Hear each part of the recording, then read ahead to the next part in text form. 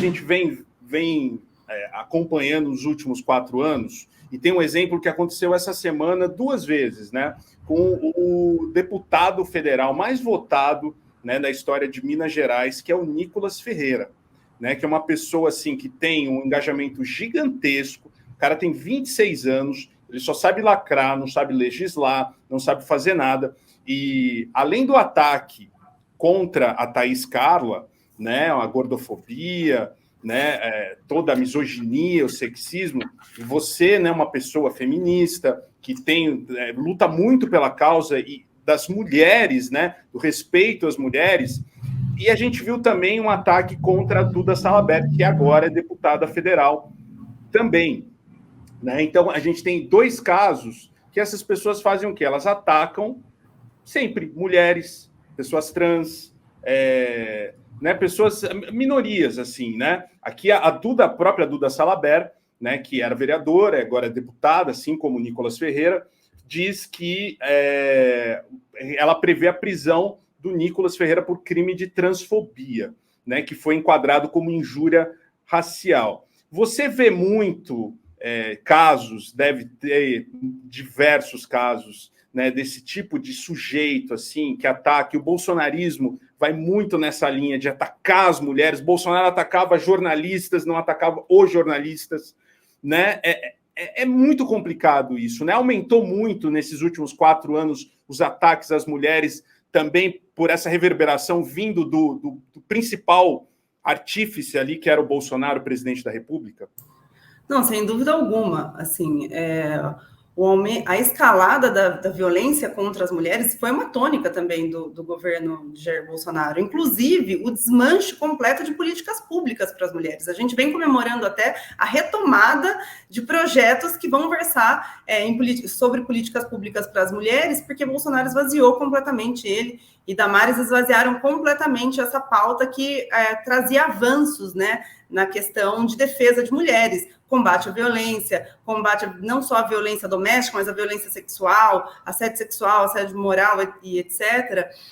E a gente tem agora uma lei recente que trata da violência política de gênero, que eu falo que é uma lei recente para uma conduta já bastante antiga, que é exatamente isso. As mulheres, elas são achincalhadas aonde quer que elas estejam, em locais de liderança ou em locais públicos, ou exercendo ali a sua atividade político-parlamentar e etc. O Nicolas é um grande exemplo desse ser que acaba atacando as supostas minorias. A gente fala grupos minorizados, eu costumo chamar, justamente porque quando a gente vai fazer o recorte de mulheres, a maior parte da população brasileira é composta por mulheres.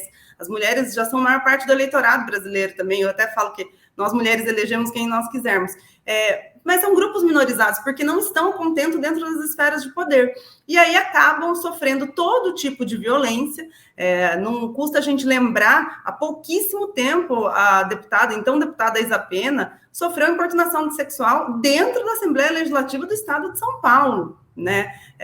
Aquele outro parlamentar, a Lespe, aliás, tem uma gama de deputados aí que cometeram todo tipo de conduta misógina.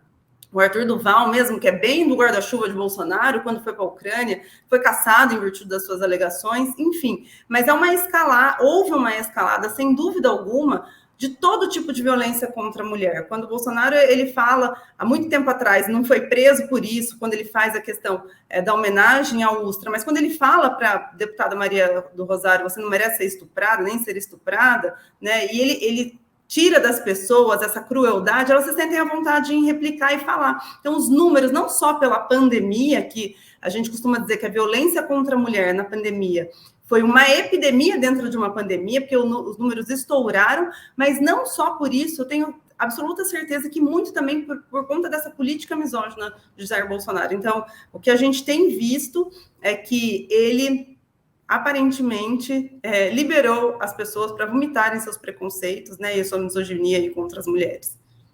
Um outro caso, só, César, trazer aqui também que aconteceu essa semana, muito importante, da vereadora, né? Aqui, ó, deixa eu puxar.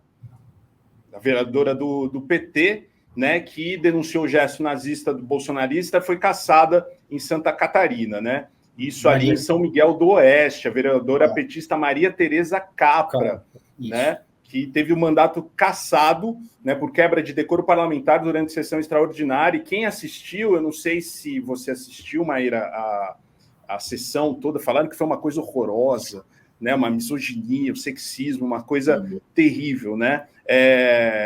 Tem muito ainda a se caminhar, né? E tem lugares aqui do Brasil que são piores que outros ainda para as mulheres, né? Que elas são muito... tem um alvo na testa, né? As mulheres têm um alvo na testa, é isso, né?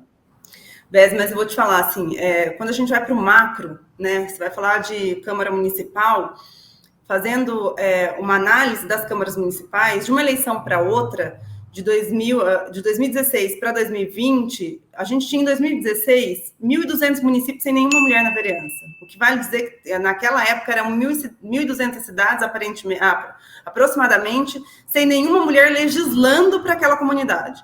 Esse número caiu um pouquinho, mas ainda nós temos por volta de 900 cidades brasileiras sem nenhuma mulher na vereança.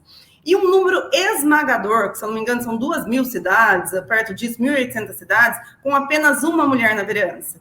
Ou 2 mulheres na vereança. Enfim, elas estão nós estamos bastante subrepresentadas nesse recorte. E aí, quando elas ocupam esse espaço, elas sofrem todo tipo de violência política. Elas são interrompidas, elas são invisibilizadas, elas são agredidas moralmente, elas são xingadas, então elas sofrem todo tipo de violência política de gênero. E, para além dessas inúmeras condutas, né, que elas acabam sofrendo, existe a questão do lawfare dentro da Casa Legislativa. O que é isso? Essa vereadora ela foi cassada com base no decreto 201/67, que é um decreto da época da ditadura, que basta uma representação por um eleitor, ali se coloca em votação para abrir essa denúncia política administrativa para apurar quebra de decoro parlamentar. A maioria da Câmara decide, lógico, o processo corre, mas, enfim, eles já têm os votos ali e eles caçam, enfim, num julgamento político, assim, comparando aí o que Dilma sofreu uns anos atrás. Aí o judiciário, vamos lá, como que a gente reverte isso no judiciário?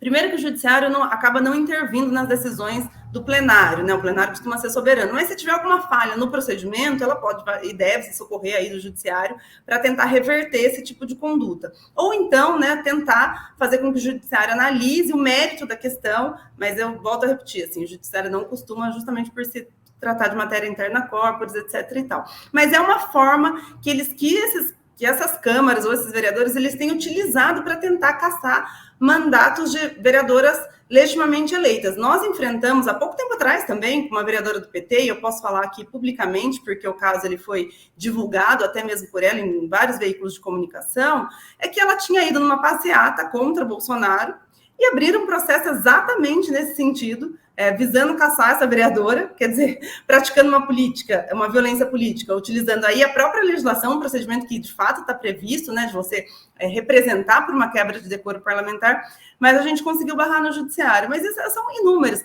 Eu não sei se vocês se recordam, já para finalizar aqui rapidinho, da vereadora Camila de Aparecida de Goiânia, que ela teve a sua voz cortada, o microfone foi silenciado, ela estava justamente fazendo um debate no que diz respeito à participação feminina na política. O presidente da Casa Legislativa mandou ela calar a boca, ela fez o caminho direitinho, foi denunciar no Ministério Público, mas o Ministério Público arquivou, dizendo que ela tinha quebrado com o decoro parlamentar. Então, assim, a gente tem muito a avançar, porque para além da violência que essas mulheres sofrem na política, elas acabam sofrendo uma violência institucional também dentro do judiciário, muitas vezes, quando a gente não faz essa questão da aplicação do própria cartilha do CNJ para julgamentos com perspectiva de gênero e etc. e tal.